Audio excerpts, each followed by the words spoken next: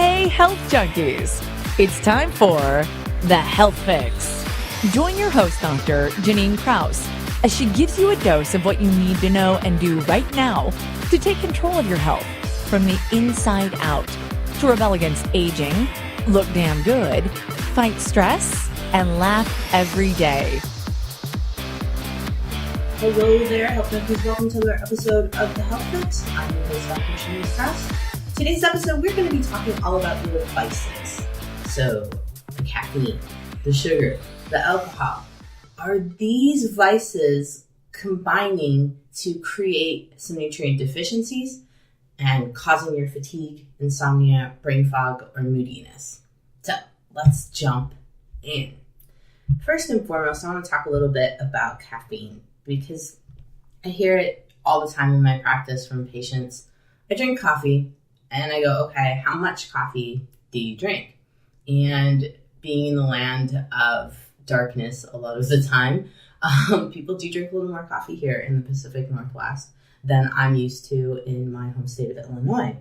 But what I've found is that I'll ask people, okay, you drink coffee. They'll tell me 1 cup, but they're not going to quantify how big that cup is. So we all know that Starbucks has different sizes. And venti being the largest one, that's a lot of caffeine in just 1 cup. Because when I think of 1 cup in my Midwestern ways, I think of the old school cup that you would get at like a coffee shop. And now that I think about that, those are huge too. But anyway, I'm thinking 1 cup, but unfortunately you have to quantify that.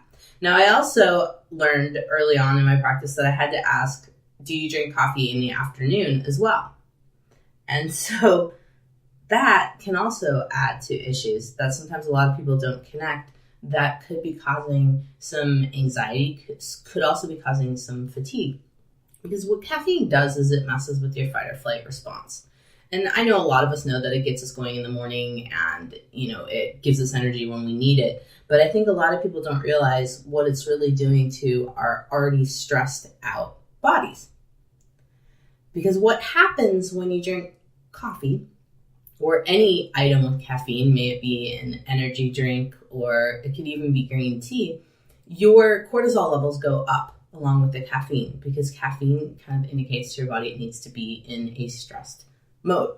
And so it kind of turns on the fight or flight response. And if you're already stressed out, this could be a problem. If you're gone beyond being stressed out and you're in a state of adrenal fatigue or adrenal insufficiency, as I prefer to call it, it's going to keep you going. And for some people, we need that just to wake up and get going in the morning and keep our day going. And what it's doing is falsely keeping you going, but at the same time, it's depleting nutrients. The other big thing that I hear from patients a lot of times about when they drink their coffee is that they also take their supplements when they drink their coffee. That's not a good thing because coffee is definitely going to inhibit your ability to absorb a lot of nutrients. It's also going to deplete you of nutrients. Coffee in particular is a diuretic and it's also very acidic. And so it can cause some gastric issues. That's why it's America's best laxative. It pushes things along. And when pushing things along, it is going to cause some nutrient depletions. Now, I'm not trying to tell anyone out there not to drink coffee because I will say that on the contrary to, the caffeine and things of that nature, coffee does have some great antioxidants in it and some benefits. It's just how much you actually drink that is more the issue than the actual coffee. Because I know one day in the news it's coffee's good for you, the other day coffee's bad for you, but what they're not quantifying for you is how much. And what I've found in my research for this podcast is that anything over 300 milligrams of caffeine a day can be detrimental to a lot of folks. Now, in me saying that, there are some folks who have probably done their 23andMe testing and noticed that they are super metabolizers of caffeine and it doesn't bother them, or there's folks that are under metabolizers of caffeine and they're super sensitive to it. Those things are important to take into context, but What I'm really talking about here is more the fact of what happens with these particular vices of yours, whether it be coffee, whether it be alcohol, whether it be sugar, energy drinks, whatever it may be. What effect is this having on your body and nutrient deficiencies? So I can almost predict what habits or vices someone has by what nutrients are depleted when I look at a specific test called the Nutra-Eval by Genova Diagnostics. I can also almost predict vices when I talk to folks about what their main complaints are. So for example, if you have fatigue and you're telling me you're waking up in the morning, you got to have your coffee, or you just tell me you're waking up in the morning, you can't get the day going, and then you need something at like 2 or 4 o'clock because you're crashing at that time frame, I'm always going to be going, okay, they're already nutrient depleted in vitamin B6, B5, and B3, among probably the whole B complex category, because we need our B vitamins to help us to make energy.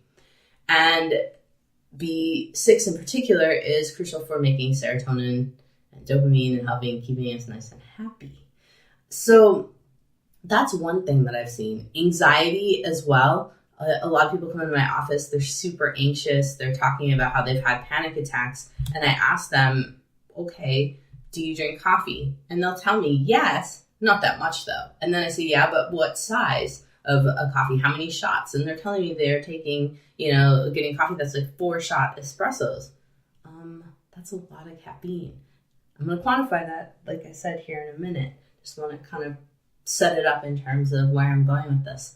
So if you're struggling with anxiety and you're drinking coffee, you're still having panic attacks, you've taken the coffee out and you're still having panic attacks, and you're like, it's not the coffee. Okay, it might not be the coffee. It may be the size of your coffee, but also the nutrients that are getting depleted when you're drinking coffee.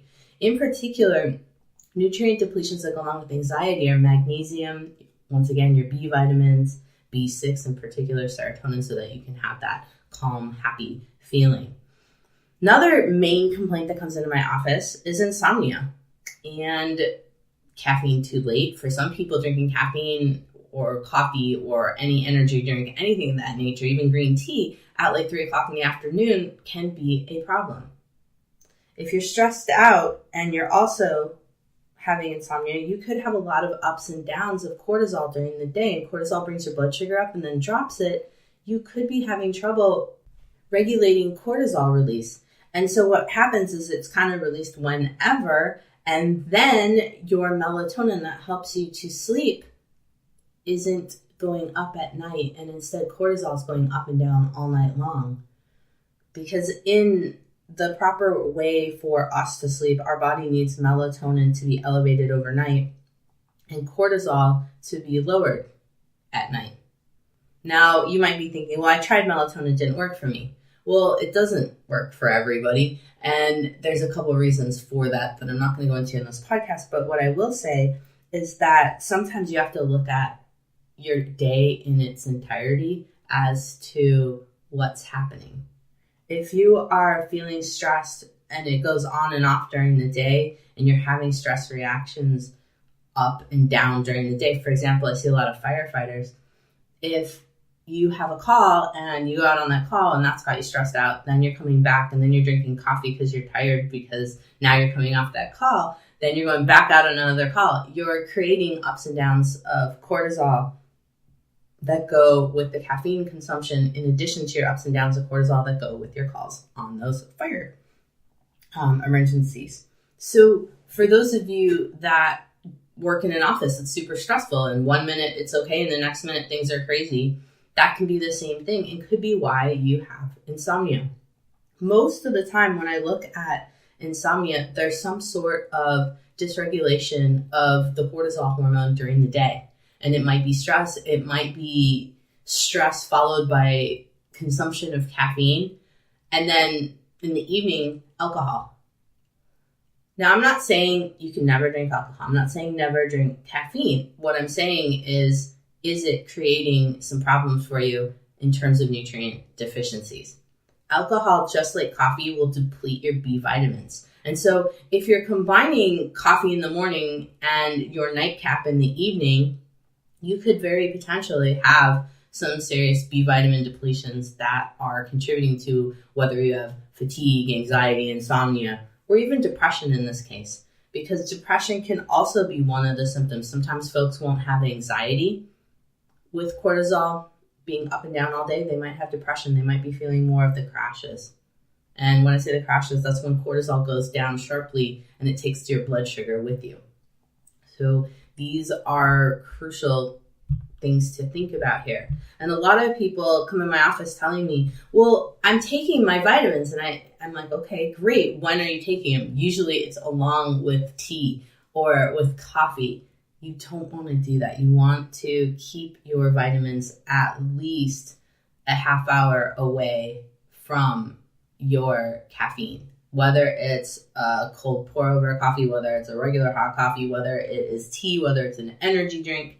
Any of those things could be causing issues, especially for those of you who work out. If you're taking a caffeine supplement that's in a pre-workout, maybe you don't even know, you should read the label. I've also found that a lot of my patients don't know 100% what's in their energy powders or their pre-workout powders.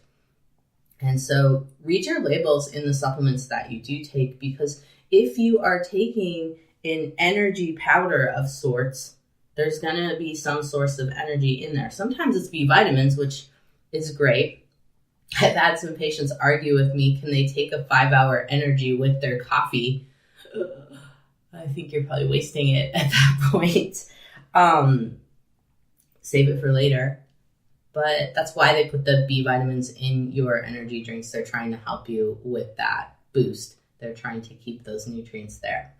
So let's talk a little bit about caffeine for a moment and the amounts that are in things. Now, I have linked all of these charts to my podcast notes at drjkrausnd.com. So you can access them and take a look at them to find what you might be drinking or something close to what you're drinking and find out what the caffeine content is in that item.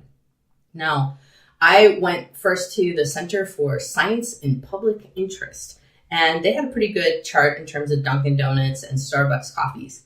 And the first one I found was that the Starbucks coffee, the blonde roast in a venti, so that's your 20-ounce size, that's your big one, that's a 475 milligram caffeine hit there. And remember, I said it seems that if I compile all of the research, anything over 300 milligrams a day starts to cause some nutrient depletions, meaning B vitamins, in particular magnesium, some of your other minerals like selenium and zinc can also be depleted with excessive caffeine consumption. But in particular, it's the B vitamins.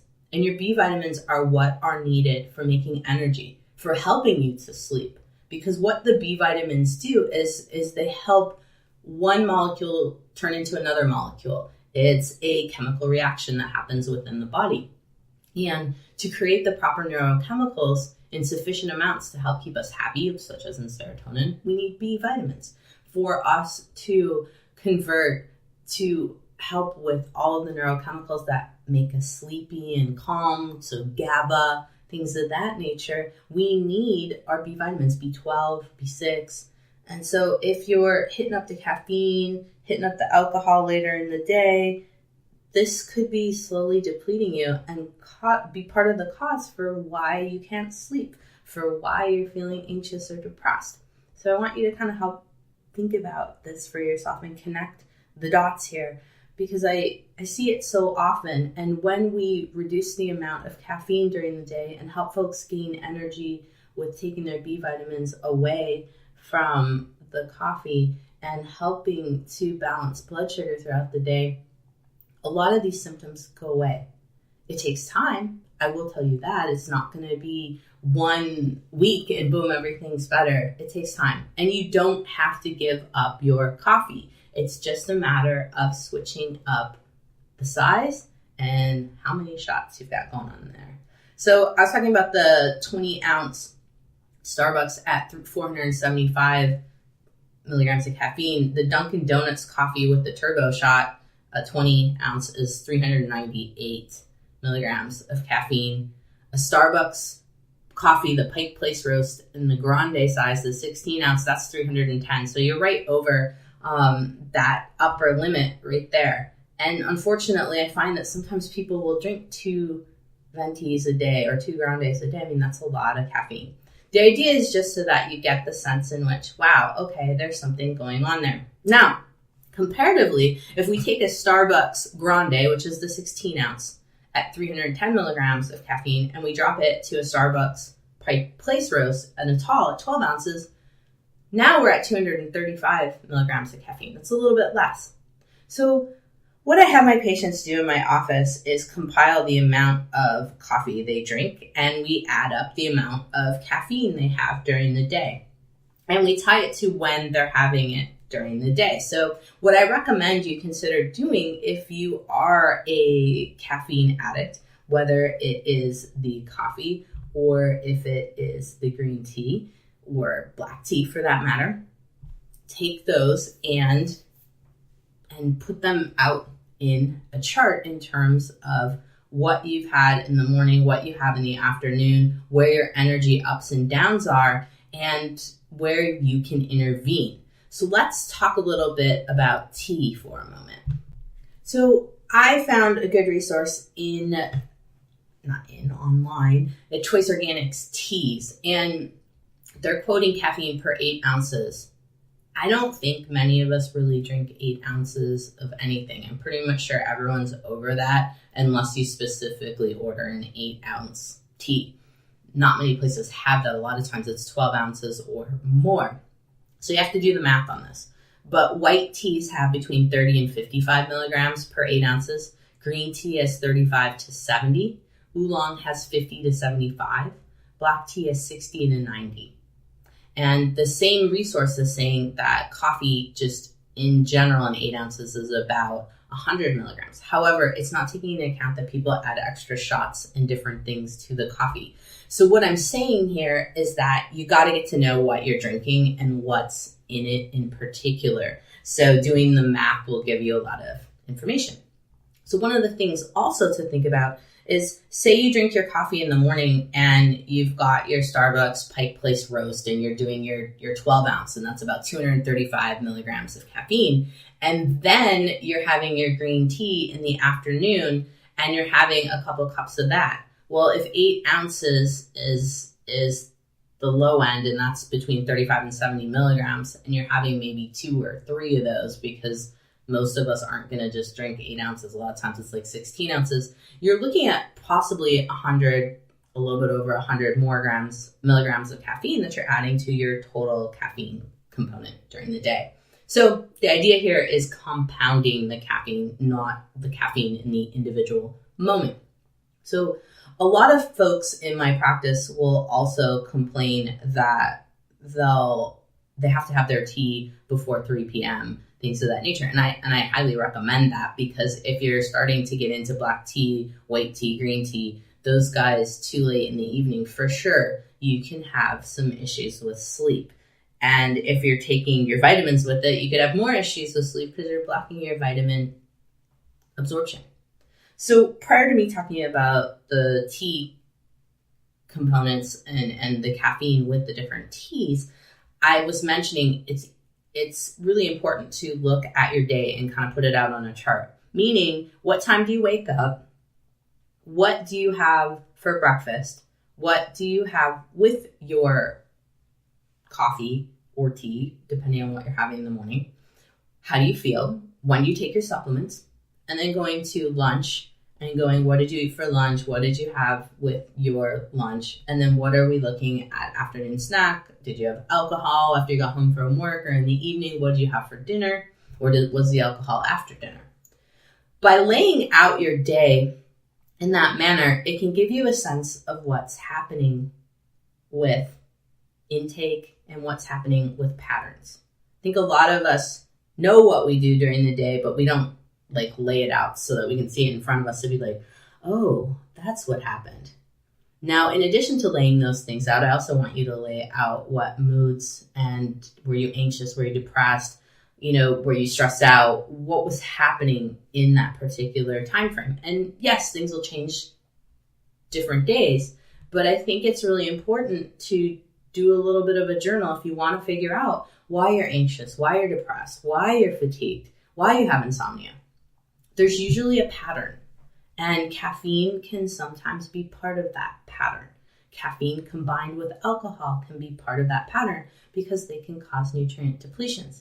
And like I've said probably 3 times already, if you're taking your vitamins with these caffeinated beverages, you're wasting your vitamins. Don't do that. Wait at least a half hour. So for example, a lot of times in my practice, what I'll see is folks will grab their coffee. They won't eat anything with the coffee. They'll take their vitamins. Then they'll wonder why their stomach hurts. Then they'll get to the office after finishing their coffee. They'll eat like a granola bar or a quick yogurt and granola and then get their day started. And they wonder why their stomach hurts and they feel anxious. Well, vitamins shouldn't be taken on an empty stomach, especially with something that's super acidic like coffee. That's setting you up for some stomach pain right there and some serious gastric issues. You need something in your stomach because your body will assimilate the B vitamins much better if you have something in the stomach. Same thing with minerals too. Minerals like magnesium, zinc, selenium can cause some serious stomach aches if you don't have anything in the stomach with it. I don't know how many patients are in my office going, oh, that's normal. I just know that they're going to cause my stomach to ache. It aches for a little bit and then I'm good. I'm like, okay. I wouldn't want to have my stomach ache every morning just to take my vitamins that now I'm going to waste because I took them with caffeine. So there's that. But looking into your patterns in terms of, okay, you have your coffee, you have your granola bar, you have your banana, whatever it may be, something that is a little bit higher on the carbohydrate side of things. Because granola and yogurt, there's some protein in yogurt, but you're going to have more carbs in that meal. That's going to take your blood sugar up. And your blood sugar is already going up in the morning because that's what keeps us awake. And it also starts to go up if we're feeling stressed. So if you have an extremely stressful job, that blood sugar is going to go way up. And then, on the way back down around 10, 11 o'clock in the morning, you're going to feel that crash. And a lot of people start hunting for their second cup of coffee at that time. Or, and I say cup, which could be a 12 to 16 to 20 ounce, depending on who you are. You know what your sizes are. And so you could be already into 600 milligrams of caffeine by noon. If you look at your chart and you're starting to feel anxious after lunch, or your afternoon meetings, it might not 100% be just those meetings. So what I'm saying here is track your information. So normally in a pattern of cortisol is supposed to rise between 6 and 8 a.m. And it's supposed to slowly start to come down throughout the day, where it really takes a dip down is around 2 to 4 p.m. So that after lunch slump time, if you struggle with needing coffee then, or you struggle with wanting a sugar sweet treat, something of that nature, and you go get your, as my dad would say, your Danish and your coffee at 2 o'clock in the afternoon, you're going to be messing with your blood sugar. You're going to be giving yourself more caffeine. And at this point, those vitamins that you took earlier in the day with your first cup of coffee, they're definitely going to keep being depleted from the body. Your body's going to flush them out. Coffee is a natural diuretic. And so you also lose nutrients that way. You lose electrolytes, sodium, potassium as well. I have a lot of people that complain about caffeine withdrawal and getting the headaches. I also wonder if some of the caffeine withdrawal has to do with electrolyte depletion. So sometimes I'll have people considering drinking an electrolyte drink in the evening, which I'm not talking about the powders. I have a natural electrolyte drink that I like to have people make. And what it is it is a quarter of a lemon or half of a lime squeezed into 8 ounces of water with 3 little tiny grains of sea salt and a quarter teaspoon of honey. And so it is a sweeter drink, but it's something to help with balancing electrolytes overnight. And I usually have folks do it around 6 or so in the evening, kind of with dinner. And what it does is help with electrolyte balance. I have had people do it later and combine it with magnesium to help for sleep and things of that nature too. I will put the recipe that I just put out right there in my podcast notes at drjkrausnd.com. Now, with cortisol being up in the morning from 6 to 8 in the morning, kind of slowly dropping down, you end up with it being lowest as you're headed to bed, somewhere around that 8, 9, 10 o'clock time frame. And then overnight, it slowly starts to go up. But what keeps it down is melatonin. Melatonin should be rising in the evening. What do we need to make melatonin? We need serotonin, because serotonin is converted to melatonin. So your neurochemicals convert themselves into melatonin, in particular serotonin. And you need B vitamins. What depletes B vitamins? Caffeine. So we've got a problem here.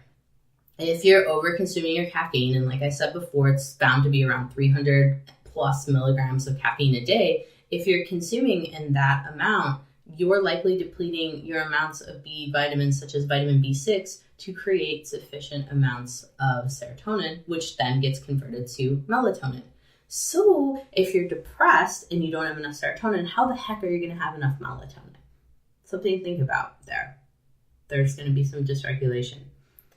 So the moral of today's story is watch when you take your caffeine. You want to make sure that if you're going to be doing the coffees, and I'm not saying not to. I mean, coffee, I don't drink it myself because it doesn't agree with me well, but it smells wonderful. And I can totally see why one would want to drink it. There's great benefits in terms of the antioxidants and the prevention for Parkinson's and many other things that you can argue about coffee. It's just the compounded effect of the caffeine throughout the day.